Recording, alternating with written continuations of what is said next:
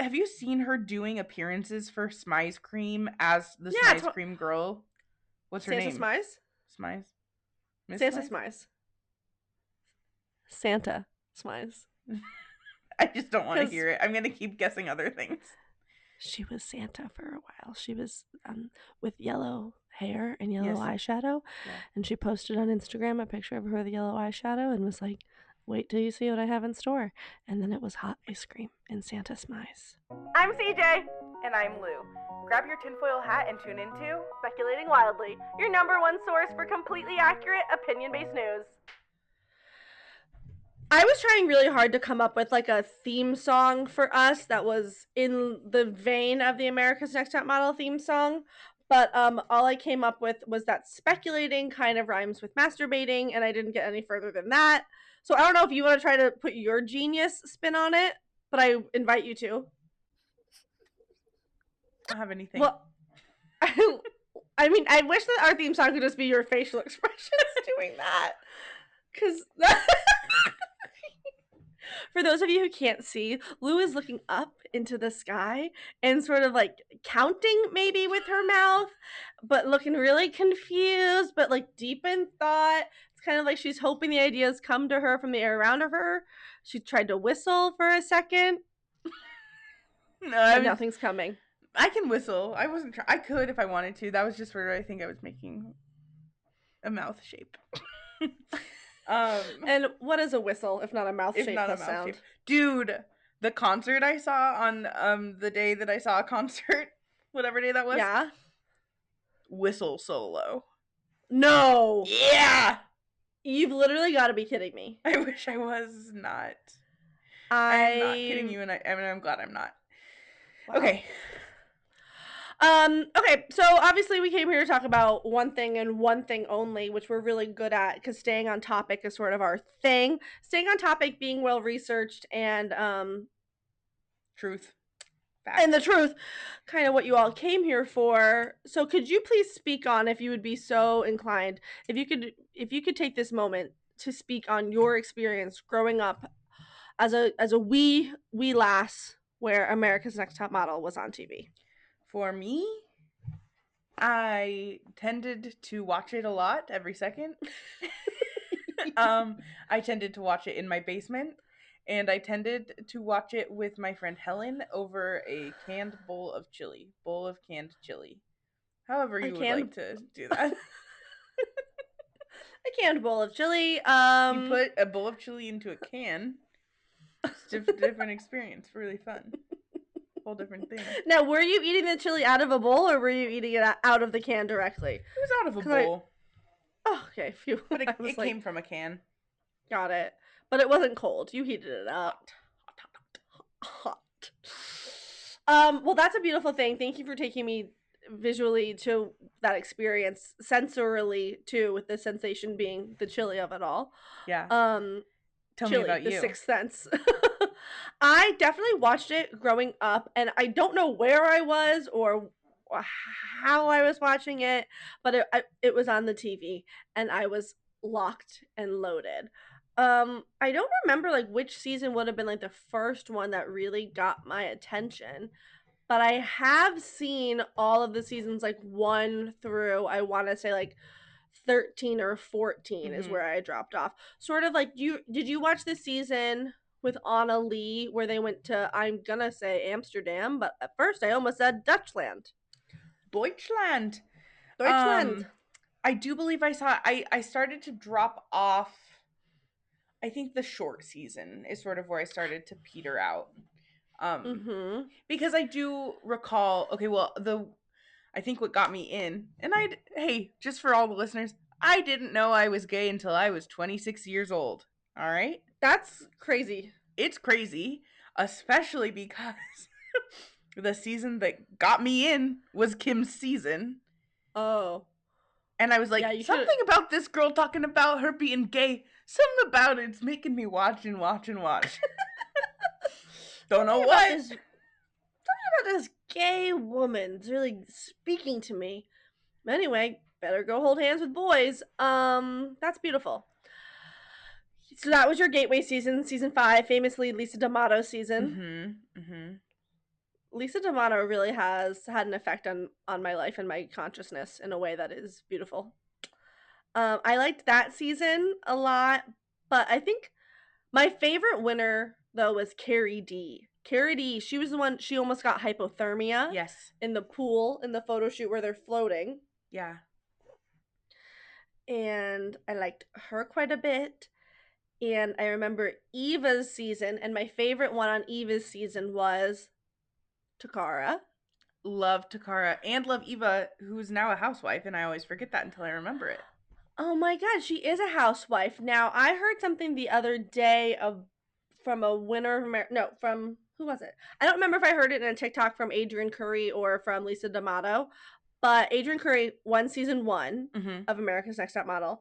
I loved her down hard because after that, she went on The Surreal Life on VH1. Did you ever? I didn't have cable, which is why I watched America's Next Top Model at Helen's house. I don't know how I watched it in my basement. Sorry. Anyway, because I think UPN was a regular ass channel. It was included in Basic. Yeah. UPN, which famously later became the CW. Before that was like WB, but then WB so UPN, and UPN to WB, then to CW. I think it went WB to UPN. WB then became like a different channel because on WB growing up for me there was Seventh Heaven, Smallville. Yep. Charmed. And at 10 o'clock they'd say it's 10 o'clock. Do you know where your children are? This message brought to you by the WB. And I would always be like, I'm right here. And you were. And I was, and I still am, locked into the television. Really a TV head over here. A bit of an iPad baby situation, unfortunately. But so the WB had on Seventh Heaven, and then UPN had on America's Next Top Model, and that's what I went to UPN for. And then everything from the WB sort of made its way to UPN. Then UPN became the CW. The CW became still the CW? As far as I know. Or is it just Freeform now? Or did it join in with ABC Family? Do you think? I don't know. Holy moly. No. Thinking about that. Because ABC Family became Freeform. Because there was not a lot of family content on ABC Family. Pretty Little Liars, that's not for the family. No, it's true. It was for me. The content on Freeform was for me. ABC Family, sorry. Which brings me back to America's Next Top Model, of course, the crux of the conversation. I remember Carrie D. Takara was my favorite. I loved her. Oh, Adrian Curry. Adrian Curry was on The Surreal Life, so that I loved her because she fell in love with one of the guys from the Brady Bunch on that show. The Surreal Life was a show in the early 2000s where they just got like a bunch of washed up celebrities and like put them in this really weird house together. Like Charo was on it. Huh. Yep. And Vern Troyer was on it. And I want to say the guy from Twisted Sister might have been in a season. But Cary Grant, Pink's husband, he was in it. And so that was a show that I probably wasn't allowed to watch, but I certainly didn't stop me. And Adrian Curry was in that show, then she had a spinoff. Anyway, nowadays, Adrian Curry or Lisa D'Amato said that when they won the show, they were promised to be like represented by Tyra and that she was supposed to be their acting manager. And she was not, but she was for Eva the Diva. And that's why when you ask Eva about her experience, she's like, I don't know, it was really great. And they're like, yeah, of course you feel that way. You were successful because you got what you were told to get. So, also, that's all I have to say about that. I want to talk about Allison. That's all. That's all I really have to say. I want to talk about Allison deeply. Allison, who else was on her season? Because I can't picture it in my mind's eye. Because it was Allison's season. Yeah, she got one of the best makeovers in the history of the show, I'd say. Yeah. She came in, she had that mousy brown short hair, those big, beautiful, crazy person eyes. She looked like a little mouse. Yeah. That's my Allison face. Could you do an Allison face? If I had to do an Allison face, I'm so sorry for our listeners. It's sort of... and it is just really make your eyes big and look kind of scared. Yeah. So we love that for her. But yeah, she was a wild one, right? She was like, I like to draw pictures of Tyra Banks with a nosebleed. Yeah, no, she was sort of the scary girl in the back of the classroom. But beautiful, beautiful girl. Beautiful girl. Although, according to Lisa D'Amato, real kook and not in a fun way. No, she seems like Tim Burton created her and she came to life. Yeah. Including all of like the racism and problematic stuff that comes along with Tim Burton. That's all packed into her as well. From what I've heard from my dear friend, Lisa D'Amato. Friend of the pod, Lisa D'Amato. And we're making that real. I also really loved, I think she maybe won, but maybe she didn't, and that's beautiful too. Okay. Okay. Nicole from North Dakota. I was like, my grandpa's from North Dakota. Go off, Nicole. I was just like, North Dakota is bleak as fuck. So for her to be here is really something special. Is huge. And then the girl who was, oh god, she's so beautiful. She was like, oh, the beautiful one. The beautiful one on the show of models.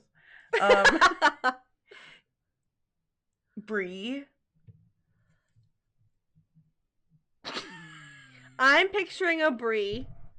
Wheel of Cheese. The Brie I'm picturing was not a winner.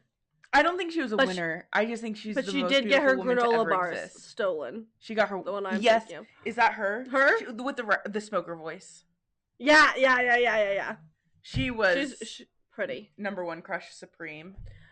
So are these just sort of all the women of season 5 that you're talking about? I guess I love season 5. Can you tell us why? Nope. Don't know. Oh. Don't know. It's not because I'm gay. I was going to say, I thought maybe it was the gay Kim of it all. Not to out you. No, I mean, okay, the part where Kim's like, you know, when they're all in the car and they're talking about like, oh, you've never kissed a girl? Literally under a blanket watching like this. I can't believe they're kissing each other. Well, because it was Kim and then that like big blonde woman, and that's sort of your thing. You love a big woman. I love a giant woman. Big in this, I mean just tall. This one was tall. Yeah, and like she had big shoulders. Certainly, no big people allowed on this show. No, because even the plus size models are like a size 8. 6. Like even. What size do you think Takara was? 6. Maybe a 10? Maybe. No way. Boobs big. Here's the thing. Boobs can make a woman look gigantic. Because you see what happens when people get breast reductions and then all of a sudden they're a twig. You see that happen in our daily life. It's kind of like I blink and then another breast reduction happens. Every time you blink in America, a woman with large breasts gets a breast reduction. And then turns into tiny. Stop this horror. Give me money. Back problems be damned. Keep your giant boobs. Okay, that sounds like Jax Taylor. If I've ever heard you sound like Jax Taylor. I just, listen, it's coming from a B cup and it's jealousy. It's all jealousy. Can I tell you, I literally don't even know how big my boobs are. It's none of my business anymore. You can't control them. You just have to let them live. My big, cool, crazy boobs, none of my business. I just your friend if you got a breast reduction, okay? Thank you so much. My favorite body positivity advice is just don't look down. That's actually major. I just go, don't look at it. The key to body neutrality, keep your eyes up here. Yeah, keep your eyes up here, bozo. Me looking at myself in the mirror, my eyes are up here, bozo. But Takara, they said this in the documentary, that is, as soon as she was like, so you guys are choosing not to give me clothes that fit me, she was kicked off. Yeah. Well, and because there was the episode that she got kicked off was a crazy episode where they were doing a photo shoot. Wow, it's like seared in my mind. They're doing a photo shoot where they're posing as like two different stereotypes or something. So there's like rich and poor. Like, and that's what they're all doing because the show loved to be like, and some people are poor.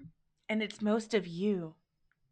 And that's sort of like, that sucks for you. So we're gonna exploit it. So while they're exploiting that, they have Takara in this like big orange t-shirt, I feel like, and she's being fitted, and the person who's fitting her like pricks her with a pin. Mm-hmm.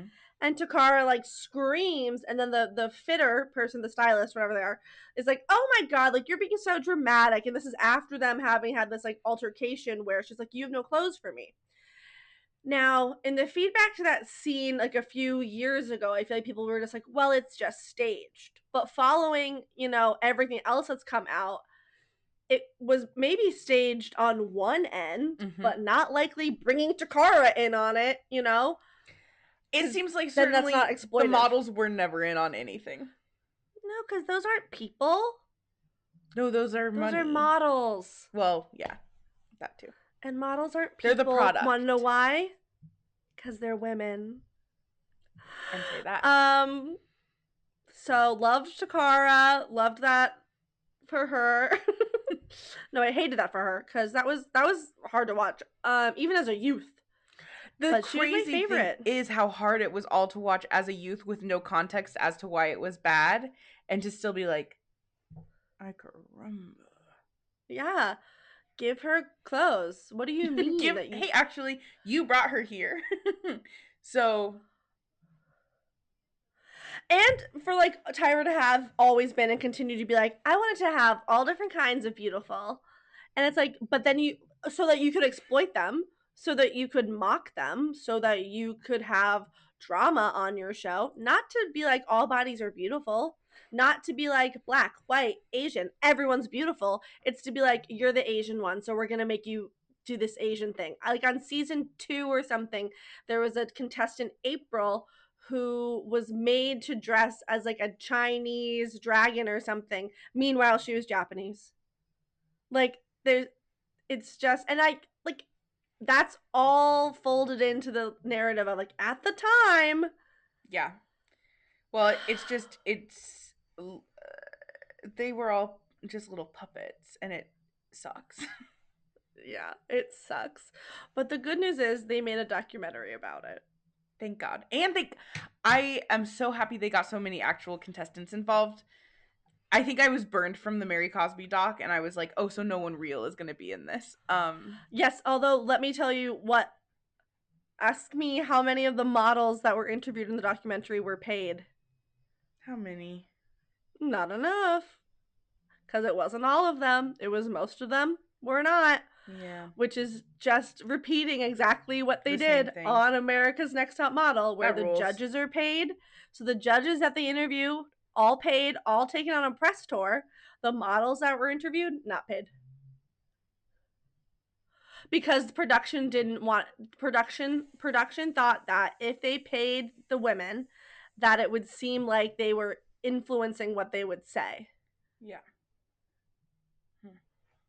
What if you don't pay them at the beginning, but then you surprise them with $4,000 when they leave?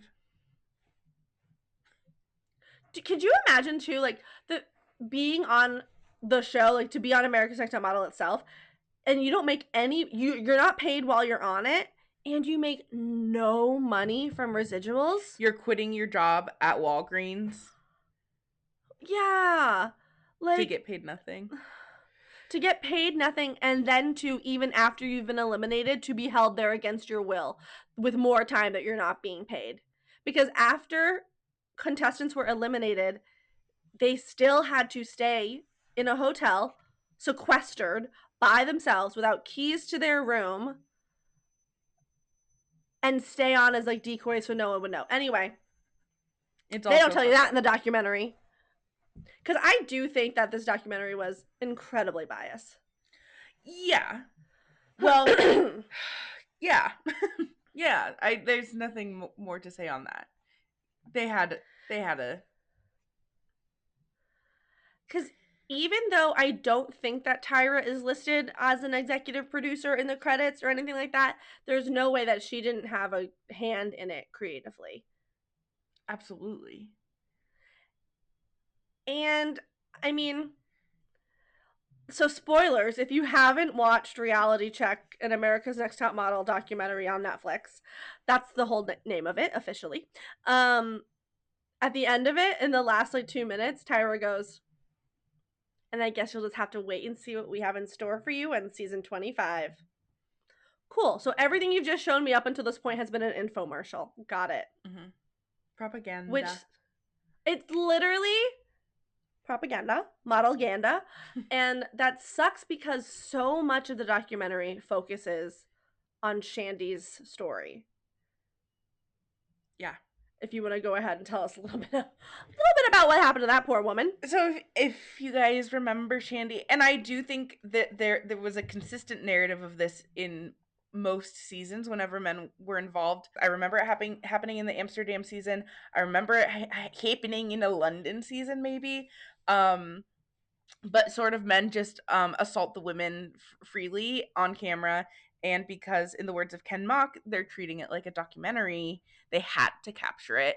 So basically they're going to Milan, and all the models are so excited to be in Milan, and because it's the 2000s, Shandy has not eaten in 3 days, and they are pumping her full of wine, and then they're inviting models over, male models over, putting her unfed for 3 days, drinking only wine in a hot tub. Which is like gonna fuck you up just like from the steam. Like she could have died just from that alone. Well, and I mean, and of course, as always, everything in this podcast is alleged, but yes, tell me there were no roofies involved. You can't. Tell me there were no roofies involved because, and sorry to make it conspiratorial when there are facts on our side, but one of the things that is said in the documentary, so I'm getting ahead of myself, but okay. So she gets so drunk, so crazy. She talks about waking up and realizing that someone is having sex with her, but she does not, like, she's just trapped. And they film her hooking up with this man in the bathroom. And I believe that roofies could have been involved, like maybe on production's part, because they can't film the women when they're in bathrooms alone. There have to be two people. So tell me they didn't tell that male model, go into the bathroom with her. Right. And then, I mean, there's so much footage in this that's so heartbreaking, and so it is ultimately crazy that this is propaganda, but it is. They force her to call her boyfriend. She asks for a phone. Yeah. They say, we don't have a phone. She's like, I want to leave. And they're like, no, sorry, like, there's nothing we can do. And then they're like, well, if you stay, we'll give you a phone. Right. So then they film her calling her boyfriend at home in Kansas. But the way the cameras are chasing her down, she's crouched behind a chair on the phone sobbing. It's so literally hard. Like, it was the worst moment in television of the time. She's on the phone and he sounds so upset, obviously. And he's like, what did you do? What did you do? And she says, the worst thing that you can think of. And he went, you had sex. And they're just like both like sobbing and crying. And so they film her in that horrible, vulnerable state. I mean, why are we surprised when they literally just filmed her get assaulted? But they film that, and then they film her going to the doctor to get checked for STIs. And they film her making a phone call to the model who assaulted her. Asking. To be like, yeah, do you have any STDs? Like, is there anything I need to know? And that man is just out there somewhere living his life peacefully. Meanwhile, Shandy was brought onto the Tyra show and shown the scene of her being assaulted on television again. Well, and now is in this documentary that she probably wasn't paid for. Although if they paid one of the models, I would imagine it was her. Would have to be.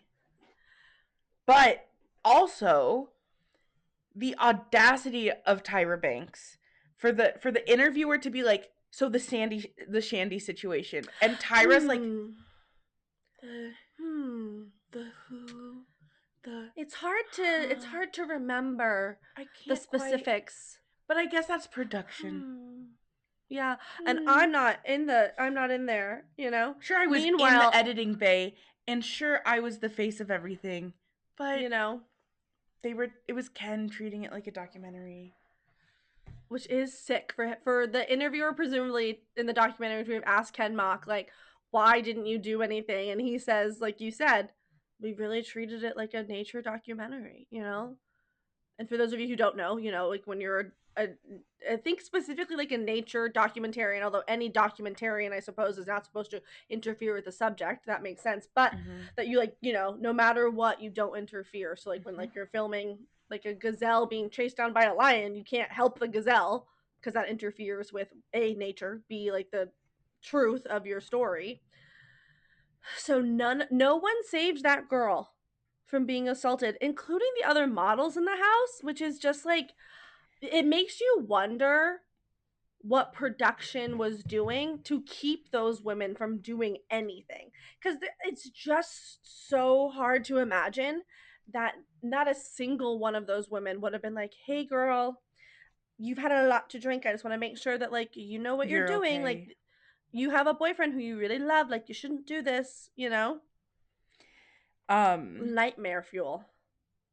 Different but the same is like they showed that scene of I want to say her name was Heather. They were twins, yeah? Is that true? Like so Perhaps. tall and like, I'm Heather. I'm Heather. I'm Heather. Do you know who I She's mean though? Batman. She's Batman, but she's Heather. Yeah. Keep going and maybe I'll figure it out. They showed her, well, they were talking about Joni was talking about not eating and all of the eating disorder things. And they went to this clip of Heather like face up like so freaky, and this normal ass medic is like, so this is happening because you're emaciated and haven't eaten in 3 days. And there's just like this random voice of reason being like, so you have to eat and like live. You actually have to eat to live. Models, take notes. Models, you have to eat to live, and even and then live to eat. And it's your fault. It's your fault that you haven't done that. Like, yeah, but the things just in that show that they'll say that about is bonko. Truly, truly, madly, deeply to be able to have like true voices of reason on the sidelines that never penetrates the production is like, so you're not treating it like a documentary. Yeah, because you're like stopping the natural flow of things by being like, no, actually, well, and specifically with the Shandy thing, like that makes me think of, so they let this woman be assaulted on their TV show. That's just true. And you compare that to on an episode of Below Deck, there was like these two deckhands were really, really drunk. And the production stepped in and stopped the man from going into the woman's room.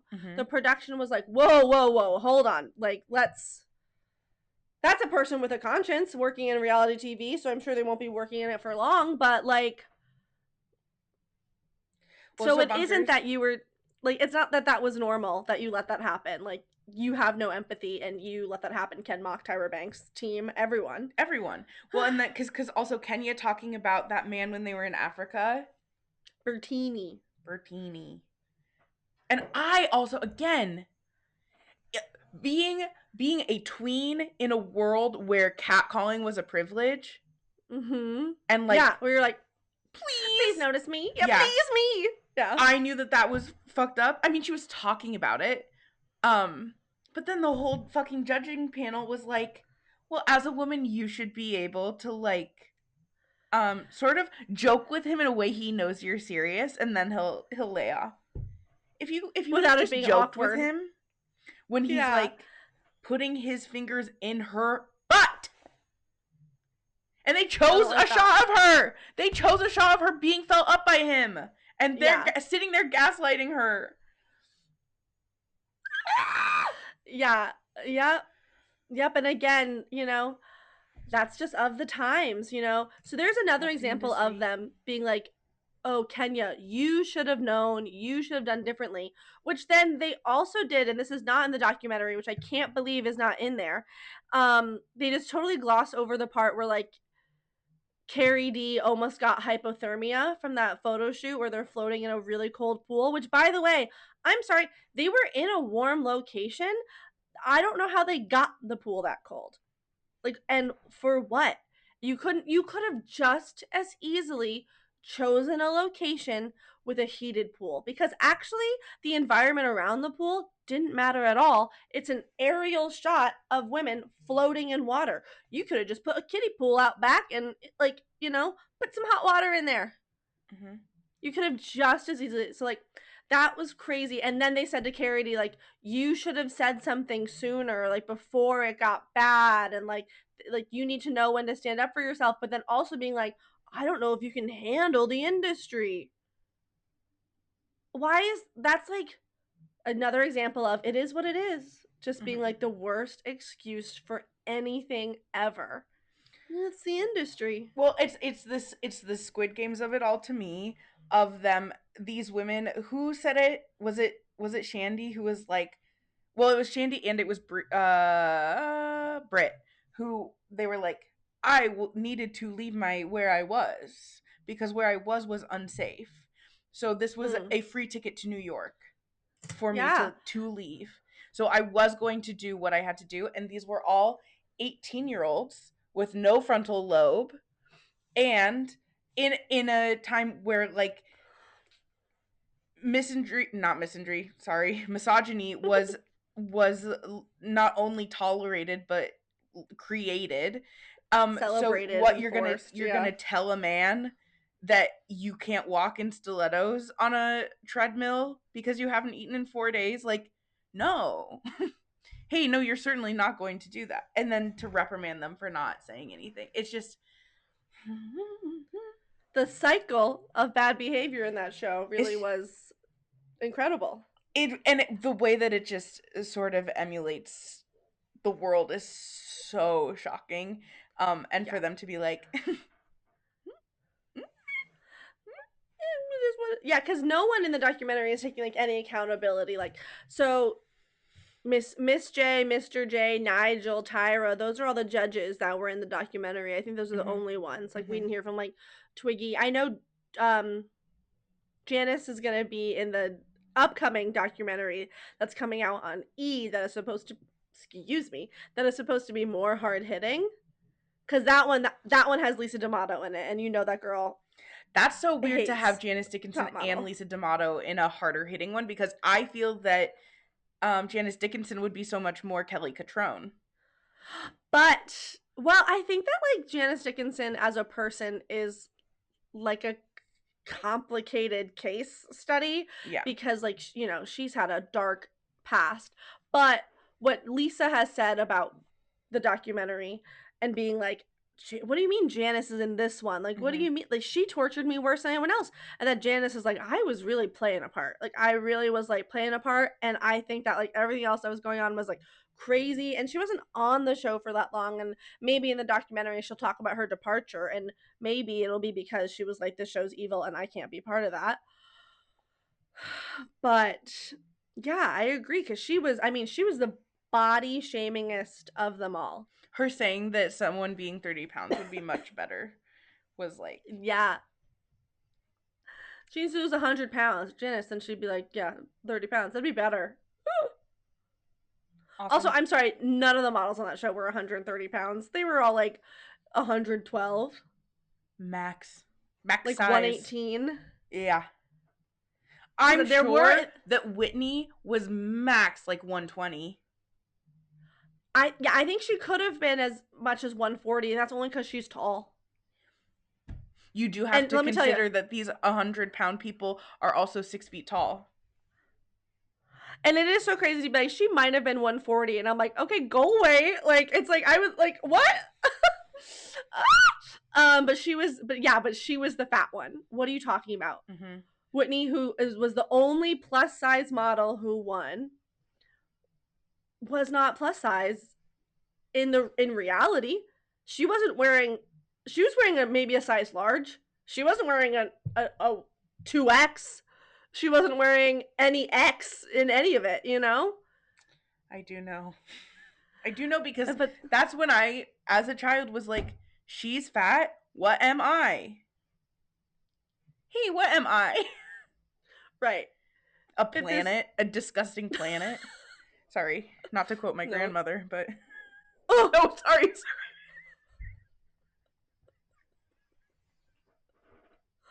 We'll unpack that on a I'm later fine. episode. No, I'm fine.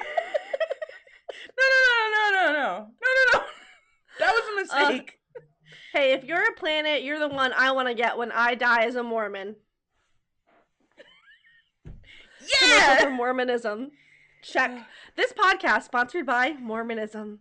Your one money. true religion. I would take Mormon money. Yeah. I don't want Scientology money. Well, that money is too scary. Mormon money I'll take. Is too scary for me. Now that I really... Did you watch Heather Gay's thing? No, but I should. Yeah. I'll write it down. What's it called? Escaping Mormonism? I think so. I hate... I'm here to say I hated Mormonism before, and I had some pretty good ideas of what was happening there. And then Heather Gay verified it in a way that I haven't been the same since. So I actually wouldn't accept Mormon money. Yeah. And I only think that Mormonism is funny because of the guys from South Park and the Mormon show musical. Yeah. The Book of Mormon, as they call that. But it is crazy to have magic on nowhere and take everyone's money and hate women. Sort of like America's Next Top Model. It's kind of, and I wouldn't take their money, so I'll give my Mormon money back. Thank you. Because I don't want Tyra Banks' money. That's dirty money. I also want to know, this is so not about the show. But why do you think Smy's Cream only exists in Australia? Well, let me tell you, I'm happy to let you know that she moved to Australia for the milk. So the one thing that this woman has right is that American dairy products are not good. And yet, she can't have legal ice cream. Her ice cream is not legally ice cream. No, it does not meet the definition as laid out in Webster's dictionary for what ice cream is, legally speaking. Hot ice cream. Do you think that her entire marketing for Smy's Cream, which is what it's called now, by the way, it's officially called Smy's Cream, which sounds vile. Do you think that all of her marketing is just rage bait? Here's the thing. Okay, so God, because it's like we really do have to have an America's Next Top Model episode and a Tyra episode, because Tyra is such a mystery to me in that the way that I read her, and I often feel like I have good intuition, is that she is coming from a very earnest place. Yeah, I agree. Like, and then also, and my, what do you call it when you have a reason that you feel some way? My proof, my evidence, yes, is when she was a guest star on Gossip Girl. Yeah. Which is nothing. That means nothing. Me saying that that's my evidence. But just, like, watch it and you'll know, I think. Yeah, well. Anyway. Sorry. I will say that, like, something I learned about her in my research for this episode is that, like, when she got that part on Gossip Girl, she was, like, so excited because she was such a big Gossip Girl fan that she did take it very seriously and play it very earnestly and thought it was a really big honor. Well, and the role that she played, have you seen? No, I've never seen a single episode of Gossip Girl. That's amazing. You should keep it that way. However, you have to watch the Tyra part. Yeah, okay. Basically, well, she has this role of, like, it's saying stuff. You know, she's an actress and she's not like other actresses, and she is, like, framed in Hollywood as being this difficult starlet, but it's only because of all of these things that are happening behind the scenes, and no one knows, like, why she's acting this way. And Blake Lively is her assistant. And they're, like, bullying her, and she has to go to this movie premiere, and she has to sit in the front row of the premiere and, like, be photographed as they play the movie, and her character was cut from the movie. And so then she, like, has all of these breakdowns, but she has to, like, be brave for the cameras. And I don't know. You can just tell that she thinks she's doing her big one and, like, leaving her mark on Hollywood. Also, like, her career in Hollywood as an actress started much earlier in her modeling career than I had realized. I think, like, her first film credit was in, like, 1992. And that was how she decided to. She had originally gone by just Tyra, and that's how she decided to add back the Banks, was when she became an actress. Interesting. Because she was like, it doesn't look good on a screen by itself, so I'm gonna be Tyra Banks. Nice. That's nice. Good for her, I guess. But all this being said, I think that she wants a business. I also think that she has these earnest desires that are within this insane fucking world. So it doesn't make sense to you and I. The world's most normal people, Lou and CJ. Grounded. Crazy grounded. So grounded in reality that that's the only moment that exists to them. But speaking of saying things about yourself that are based in the moment and not on the past, Tyra does love to sort of be like, and this has been my dream. And so she's saying that now about ice cream. Do you know that she tried to open a bit of a theme park? Do you know that in 2020 she was on track to open a place called Modelland? Okay. Not until you said Modelland, but I think that I must have just really blocked it out of my mind. Yeah, before COVID happened and shut the whole world down, she was about to, and this is why COVID happened. COVID happened so that Modelland wouldn't happen. She was offering this theme park where you'd go and have a model experience, and you could buy like a $59 entrance fee, and then there was like a $500 package where you got like extra stuff, and then there was a $1,500 package where you would go and you could like get critiqued and get feedback and get advice on modeling. Yeah. And she was like, that was her dream. My dream's always been to open a model theme park. And also, did you know she had a bit of an MLM? No. Maybe. Yeah, so maybe when you start saying it. She had Tyra Beauty, which she was like, and it's a social product. So that means that you can buy Tyra Beauty and you can sell Tyra Beauty. Which is just an MLM. You're asking me to buy a bunch of something. Sorry, we have a guest. Oh, is it egg? It's egg. Now, if there's a model among us, yeah, it's gonna be Lou's cat Egg. Do you want to sort of model for us? Now she, as a natural smizer, and I hate to say it, even this little perfect angel would have been body shamed on America's Next Top Model. The only body on America's Next Top Model that they truly celebrated was that 6'1" woman, Anne, and her teeny tiny waist. I forgot about Anne. That's the only body. I forgot about Anne. Yeah, welcome back to the world of Anne. Yeah. Anne, whose waist was literally like, Miss J went up to her and put her hands around Anne's waist, and it was literally just the size of like this. They said, oh my god, your waist is so tiny. I love it. But then they said to Hera, her name is so hard for me to say. Tyra? Sarah Hartstrom. Hera.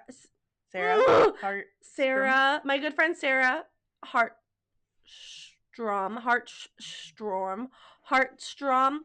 Sarah, I know you're listening. And Sarah's the one who was on season 9, and she wrote the book Do You Want to Be on Top? That recently came out. Great book, by the way. But she was on the show, and they brought her on, and they were like, you can be a plus size model. She was like, she was a size 6. She was like, I'm a size 6. Awesome. I will be a plus size model. Amazing. And then when she got on the show, they kept being like, are you losing weight? Are you getting skinny? Are you trying to be like the other women? Are you? And she was like, actually, I just like don't have money to eat, and I'm just being normal. I don't know. And they like wouldn't let it go. So I was talking about her because I was talking about who else before? Anne. Body size. And so there they were just being like, Anne, you and your perfect tiny body. Sarah, your body's not right either way. Because please don't get skinnier. And then she said in her book recently that I listened to, by that I mean as recently as this morning, finished it. She was like, I asked them, do you want me to gain weight? And nobody answered her because that would be the worst you know, to put that in a show that is practically selling anorexia, we can't tell you that gaining weight would be beneficial to you as a model or for your health. And I'm sorry, Anne, I don't know what your body's history is, but well, it's amazing to see. There's something, listen, this is just a PSA. I think that something people forget is that aging exists, and that's once again a whole other episode, but specifically in people who are born female. When you hit that 27-year-old mark, your body's gonna sort of like gain weight because you're actually not a child anymore. And because you're supposed to be creating children and they need nourishment and well, listen, just because you're supposed to doesn't mean you should. I was gonna say, I missed the mark on that one, baby. Whoa. But to see all of these women, for the most part, be like regular on the documentary, I was like, yiko biko. You can really see like the 2000s in them. Yeah. It's really scary to see. Giselle looked so regular. Go off, please. Go off. More regular people. Joni looks like that's someone's really nice, really pretty mom. Joni looks like Jacqueline Novak's sister to me. Do you feel like you can see that? I love that. Joni, I loved Joni on her season. She had another one of the best makeovers, which was just they made her hair like a little bit blonder. Another one of the best makeovers they had was Shandy's. They really made her so, I mean, she was a beautiful person, and she's still like, she like looks really fun and cool and confident in her look now in the documentary, which goes back to thinking about like her, I'm gonna keep referring to it as an assault. To her assault is coming out of this place of, you know, she hasn't eaten in 4 days, they've pumped her full of wine, she's like never really like felt hot before, she said, you know. She was like, oh, I'm a pretty girl. Like, she was like, I always thought like I was like, you know, fine, but now I feel hot, like I feel like a pretty girl. And the way that can, you know, make you act different, you know. Anyway, they really did that girl dirty. Oh yeah, her MLM. Okay, so she had an MLM, which was, again, this has been my dream. Oh, I'm sorry, did you know that she owns an investment firm called Fierce Capital? Once again, I can't question things. Like, of course that could happen. Yep. Oh, I'm sorry. She wrote a young adult novel. Yeah. Called Model Land. And then turned Model Land into actually, did you know that it was always her dream? Yeah. Actually, and you know why it was her dream? It was her mom's dream for her. I think that, like, I think her mom might be the root of her evil. I think her mom, I would say, probably with certainty, I feel that. Yeah, exploited her, and I think especially exploited her in regards to the feud between her and Naomi Campbell. So we know the background of Tyra and Naomi obviously being pitted against each other by society. You can't have two beautiful black supermodels. That's too crazy. And for them to get along and be a united front, that would just be unheard of.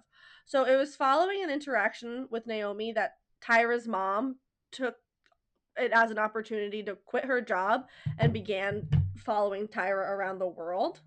So my question is sort of like, did Tyra's mom plant this seed between Tyra and Naomi? Because she needed a reason to leave her job and rely solely on her daughter and be more in control of her daughter's career. And so that reason is, oh no, my baby's been hurt. She's been bullied. She needs me. All right, I'll quit. I'll quit and I'll follow her and make myself a more integral part of her career actively. Yeah. I'm suspicious. Well, it's really suspicious because Tyra does just bring everything back to her mom every second of every day. I need you guys to jump into this plastic wrap filled with water because my mom has always said that that's an amazing thing to do. Yeah. My mom, ladies, my mama always said, when My I mom and yell I. at a girl like this, my mother only yells at me like this because she loves me. I feel like they didn't even talk about that moment enough in the documentary, but I think that's because I don't think Tiffany, we all know the moment. We were rooting for you. We were all rooting for you. I don't even think Tiffany was in the documentary, was she? Mm-mm. Maybe she'll be in the E one. Maybe, and I hope that if she is, that she gets paid. I don't think Lisa D'Amato would be in the E1 without getting paid, though. But that story is crazy too, of all the stuff that people say was cut from that scene of her yelling at Tiffany, that she had said something. So Tiffany was on the show. She had a son back home, and she had said that she and her son like slept like in this like on a mattress in her grandmother's house, and like that's where she was living and all this stuff, and her grandmother had let her power go out so that she could buy Tiffany a bathing suit so she could go on the show. Squid Games of it all, am I right? And then Tyra like used that against her in the yelling that she was doing, which really reminds me of something that Sarah Hartshorn said in her book about another girl's elimination. Do you mind if I sort of get into that? I'm here. I'm wanting to know everything. So, in Do You Want to Be on Top, Sarah talks about the elimination of this other contestant named Ebony. And that it was Ebony and this other woman, Ambrielle, in the bottom two. And Ebony said before they showed the picture, I think, or they showed that Ebony was going to stay, and she said no, thank you. She self-eliminated. Ebony said, I don't want to be here. It's too hard to be away from my family every day. I really want to talk to my family every day. I want to go home. And Tyra said, like, what? And then she was like, I want to go home. And Tyra said, there is nothing more unattractive to me than a quitter. And all this stuff, and just was going in on her over and over, saying all this stuff about her, like giving up and how she's not strong enough for the industry and all this stuff. And she said to her, I don't think you want to go. I don't think you miss your family. I think you don't like being told what you don't want to hear. Which is like, I mean, all of us can take feedback and criticism and probably take it a lot easier when we're not being deprived food, communication with the outside world. Oh, and also in Sarah's book, she talks about how they weren't even allowed to like know what time it was. So crazy. So all of this is going on, and then so Ebony's like, I gotta go because this is a scary cult. That's not what she said. That's what I'm saying. That's what I'm saying. Allegedly. Allegedly, it sounds like they were using a lot of cult tactics on purpose to keep the women confused and easily influenced and scared. Allegedly, because no one is easier to control than someone who is scared.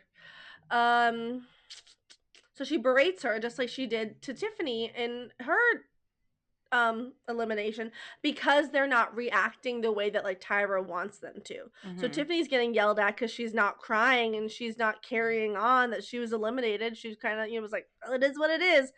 Could you imagine someone just like, you tell someone you can't do this thing anymore, and then when they don't crumble before you yell at them? Like that's so narcissism wrapped up and tied with a beautiful red bow.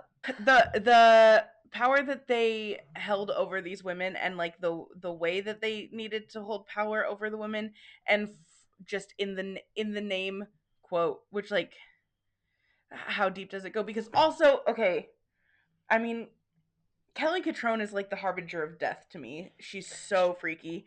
And like, what bigger entity were they feeding with all of the suffering from these women? Sorry to really. Is Kelly Catrone? They're keeping Kelly Catrone alive with the suffering of these women? Okay, well maybe, but also, have you ever seen that TikTok?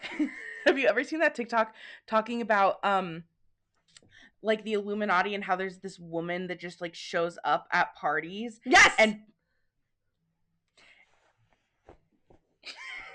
all I can say is Kelly Catrone reminds me of her. They look very similar from what I remember. I mean, this other woman was like wearing insane makeup, but like, I don't know. Anyway, in the documentary, the head of UPN who like gave Tyra a shot and like wanted to see if they could do something revolutionary. Mm-hmm. The way that to in this moment in the year of our Lord 2026 be so casual about like it doesn't matter, nothing matters as long as our ratings are good.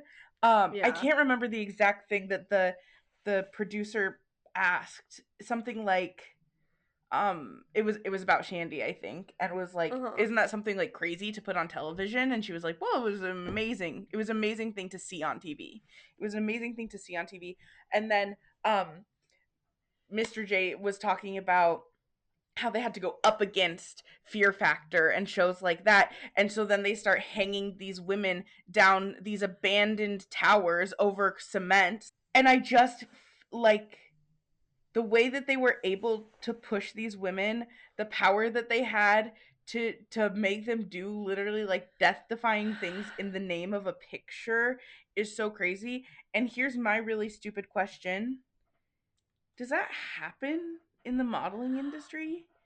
Do they have to do stuff like that? Well, no, because the models of America's Next Top Model would often say that they couldn't even use their photos from their America's Next Top photo shoots Mm-hmm. in their portfolios because photographers were like, this isn't what model pictures look like. This isn't what people are doing. Yeah, like I I mean, feel have like you ever? the only usable things were the cover girl collabs at the end. Yeah, where they just smiled. Well, and also that girl when they had to play crime scene victims. Yes, yeah, that was okay. So there was something we were talking about earlier where it was like you just didn't have to do that. Mm-hmm. And this is another example of like you just didn't have to do that. Like you didn't have to make your photo shoots death themed twice following the deaths of someone from one of the contestants. That happens in Kenya's season where they were the seven deadly sins. I did Mm-hmm. love that photo shoot though. I thought that was really fun and cool at the time, but I also was like obsessed with the seven deadly sins because I Of was a course. freak. Unlike now where I'm cool, hot, and normal. Famously, one of the contestants, I don't remember her name, Shannon maybe, Mm-hmm. had lost someone, and then like they're in a grave, and then Mm-hmm. yeah, in the season with the crime scenes photos, which is already like, at least that was like the one thing that Ken said in the documentary. But it He was was like that. still layered with Oh yeah, apathy. It he was was like like, that was celebrating violence against women, and I don't know why I did that. in retrospect, I That's guess that was the violent. one thing. None of the race swapping, none of the other The crazy twice stuff. Just that one. race swapping 2 times. Yeah, Yikes. the 2-time race swapping that Tyra loved both times. She thought it was fabulous. She thought she was putting black and brown people on a platform. Yeah, that would have been cool if that were true. It would have been cool if anyone had been respected. Yeah, but no. But no. Just yeah. Oh my god. But so that was the thing about that photo shoot in general, is that it's glorifying violence against women. Two, that they did it right after that woman JL had just lost someone to an overdose, and then she was made to portray an overdose. Well, and then when Jay said to her, "What were you thinking about?" and she was like, "My friend who just overdosed," and he was like, "I don't know if that was such a good idea." What did you want me to think about so when bonkers. Well, you and were making? it's like they forced these women to like quote unquote trauma bond in their Yeah. audition tapes by telling them everything for the Yep. opportunity to Squid Games it, to Mm-hmm. say, oh, my mom had a violent ex-boyfriend who shot her because he was on drugs. Oh yeah, yeah. And then make her pose as someone who was shot.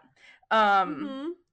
like it's just so blatantly evil. Like, you're gonna tell us your worst fears and then we're really gonna use it against you, and then we're gonna make sure that after we take a picture of you enduring your own trauma again, we're gonna criticize it. we're gonna make sure you feel really ugly when you're portraying Publicly. a shot body. Yep. And it's so sad because I think now when you go on a show like Love Island, or like, you know exactly what you're signing up for. When you go on a show like Love is Blind, you know exactly what you're signing up for. I don't think at the time when those women were signing up to go on America's Next Top Model, they did not know what they were signing up for. And now when you go on a reality show, I don't think, and it sounds like I'm being like, today's reality stars should suffer. I don't think that. I think that humans should all respect each other and respect themselves. Hot take. But like, there was no hope of getting off of Top Model and being an influencer. Exactly. They couldn't share their handles. So I'm sure now that, like, even after this documentary, which was an hour-long infomercial for season 25, because it didn't make it seem horrifying enough, even if it had made it seem horrifying, there would still be models who would go on it. Because now there's like the idea of like, well, I knew what to expect. I watched the documentary. I know what I'm getting into. I've seen the feedback. I'm strong. I can do it. Plus, then it's like, man, I get to be famous either way when it's done if I play it right. Because I think it's sorry. Hey, sorry. We're gonna have to trigger warning the crap out of this episode. But it's dealing with an abuser and justifying away the reasons you can still do it. Like, okay, at least when they put my name on the screen, my Instagram handle will be underneath it. And so I'll be able to like gain followers from just putting myself out there. I don't know. And it is so crazy to like have on the part of Tyra and the other judges and the people that were in this documentary to be like, there were parts where I was like sitting with a tummy ache. There were parts where I was sitting and crying. And then for them to be like, season 25, you're feeling ready. I just think that like that moment really, like, and I didn't think that it was hard hitting enough to begin with. Like, I was like, there's more that they could be uncovering and revealing, and obviously I thought there was no accountability taken, but in that moment where she was like, you'll just have to see what we have in store for season 25, it really was like, it just negated anything that documentary could have actually stood for, you know, or, you know, defended or well, the other thing that I thought was, I mean, the 400 things that I thought were so crazy. But one of the craziest things that Tyra said in that documentary was when they were talking about Shandy, and they were like, you have to know, that was her good edit. Like, there was so much we cut out for her. There was so much we edited out for her. So it is so clear that these people, despite having to sit through like the most heinous crimes of humanity, are like, it could have been worse. We could have made it way worse for her. And that's just sort of the price of fame, is that you like that. Really just trying to uncover what the price of fame is. You know. And then when I forgot that a similar situation happened in Amsterdam with a woman who I can picture so clearly in my mind. She looked like a little elf, kind of. She had short hair and looked like this and sort of spoke like this. And I think she might have been French. But she got very drunk and like in a hot tub with a boy. But on that season, her friend Annalise, whatever her name is, she was like, girl, get the hell out of the tub. And the male model was like, no, we're having fun. Do you like how all my accents sound the same? I think that's beautiful, and I'm Russian, French, Dutch. No, we're having fun. Mamma and she was like, I don't care. But I'm sure the show would have just let it all happen again. And they never even brought up that situation in the documentary. They didn't bring up the hypothermia. They didn't bring up so many things that it's like, but I did watch that happen. No, I mean, this was absolute tip of the iceberg. And just like, it was Exploitation the Musical, but they were like really trying to sell season 25, which is I just like, and this is the disconnect that I experience in the world where I'm like, are we watching the same thing? Yeah. Are we watching the same truth? No. Nope. Help. I am excited for the documentary to come out on E, though. Yes. I will be watching that. I will not be watching season 25. And my problem is this, okay? So, hey, Sarah Hartstrom, Lisa D'Amato, women of Top Model who have spoken out against it. I would sort of like to watch the seasons that you're on without giving my money to Tyra. Can we set that up somehow where we have a exchange of Top Model episodes where we then send the money to be distributed to the women who are on the show? Me suggesting to do a fundraiser for the women of Top Model instead of like, you know, the people being affected by the world. Hey, they're being affected by the world too. It may be like maybe not top of the list, but they're on the list. Right. To have your likeness exploited like this? Yeah. Yucky. It's so freaky. And it's also like, oh man. I just like, and this is my problem with everything I've seen forever for the past 200 years. I need to be in the room where things are pitched because who pitched this? And they were like, we're going to open by talking about all of Tyra's trauma, show a little bit of a commercial of how then she reenacts this trauma on every contestant who will ever be on the show. She gives it to them tenfold.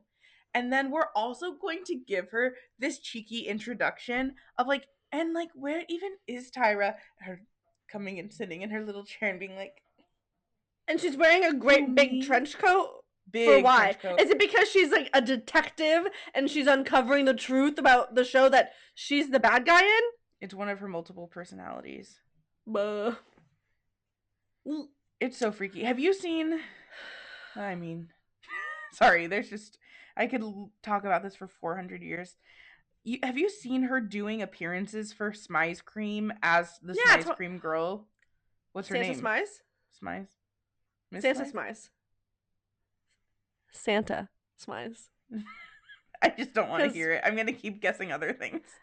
She was Santa for a while. She was with yellow hair and yellow eyeshadow. Yeah. And she posted on Instagram a picture of her with yellow eyeshadow and was like, wait till you see what I have in store. And then it was hot ice cream and Santa Smize. Okay. And so just to you, and again, this is all fun and games, and we're just being alleged, and we're just we're speculating. Some might say wildly about what's going on. Some might say that. Do you feel concern when constantly? Do you feel concern when Tyra is all of these different characters like so intensely? Do you feel concern? Yeah. In that certain way that I'm alluding to, and like that she's MK Ultra, that she's sort of like switching between alters. Yeah. Well, and it's just I feel like and you know, what is real? One family owns all of the media in America, so what's real? But there were these comments on videos of Santa Smize. I don't like saying it.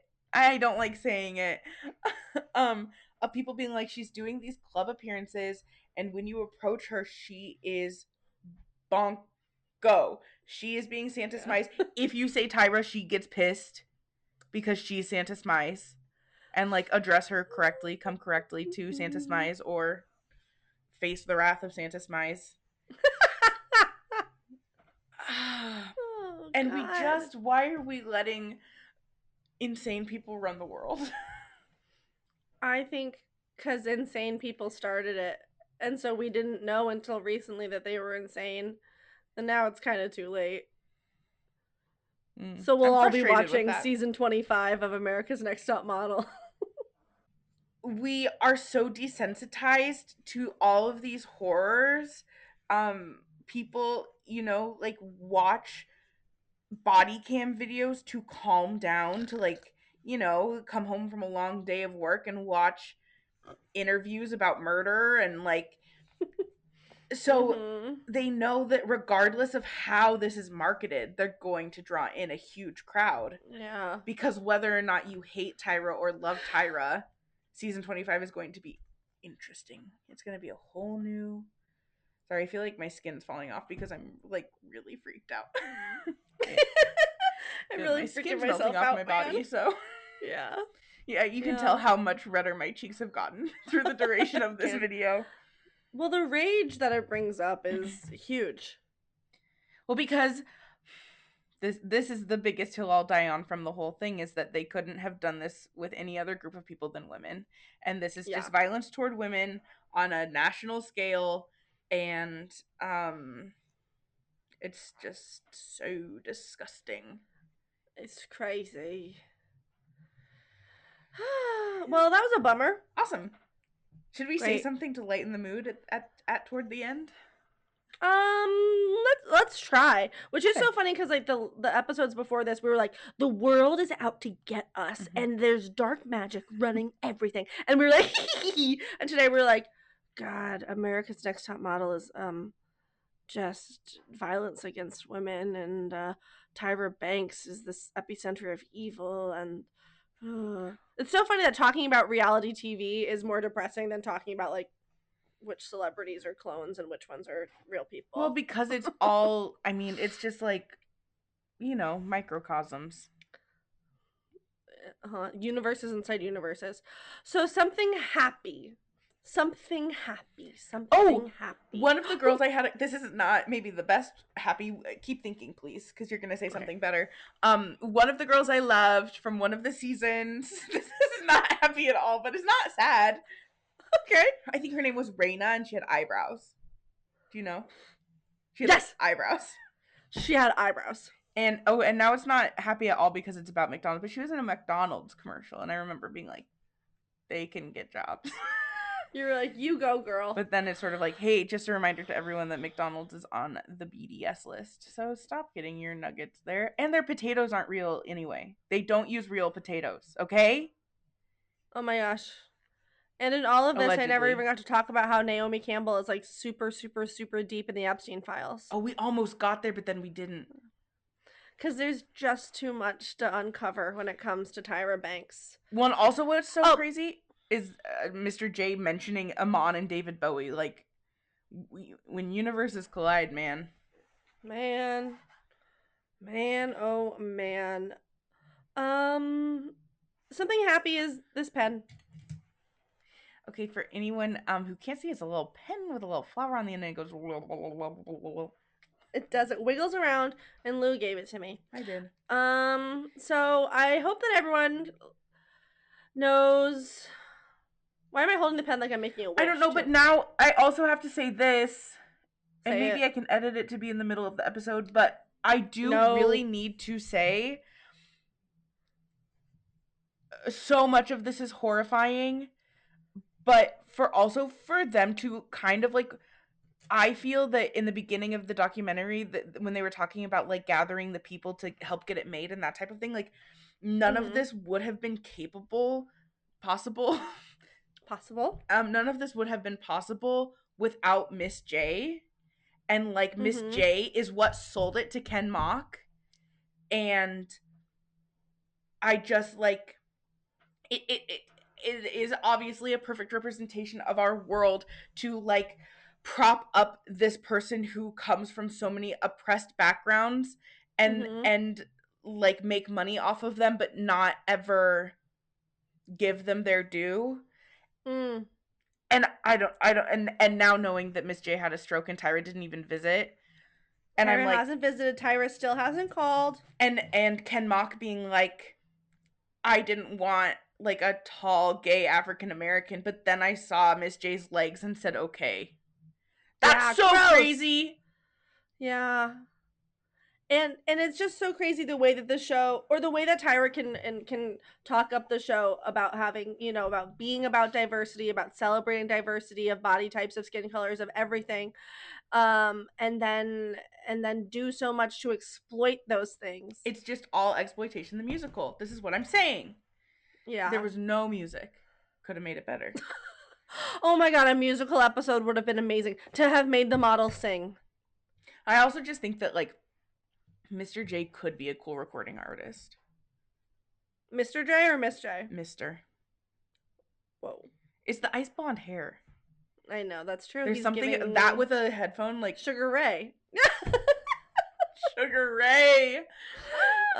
Okay, well, that pen was happy, and And so is Sugar Ray. The thought of Sugar Ray is happy. So true. Every morning there's a halo hanging from the corner of a microphone's for posted. Please don't sue me. I have nothing going for me right now. We have no money at all. We only have each other. And that's how we're rich in the most important ways. Friendship. Friendship, creativity, and courage. Stay tuned for more following the E episode of it all. The E documentary. Yeah, and probably a whole other separate episode on Tyra being, you believe, a reptile. I just think, look at her. Well, okay, also, so sorry! Go! In the beginning of the documentary, they show that Family Guy clip of her turning into a reptile, and then she sits down, and I said, okay, truth in plain sight. Truth in plain sight. They said, haha, isn't this funny? Here she is. Also, like, when do you think she stopped blinking in her I don't know that she ever has. Because the whole documentary is like this. Well, I think that they took her eyelids away at a young age. Ugh. As punishment? And I didn't even really get into Sarah Hartstrom's book as in depth as I would have liked. Yeah, we can have mini episodes of this. I really enjoyed it. Let's talk more about it. Maybe on the Tron. On the Tron, a total book podcast on the Tron. On the Tron, we'll do a book club. Total books. Okay. On that note, I think it's clear that like we've lost every brain cell in our heads and replaced it with marbles. Yeah. And beans. I hear it. I feel it. Until next time. XOXO. Santa smize. Nice. And if you made it this far, you can find us everywhere at Speculating Wildly Pod, and all of our links are in the show description. Don't forget to like, rate, subscribe, and most importantly, recommend us to your weird uncle.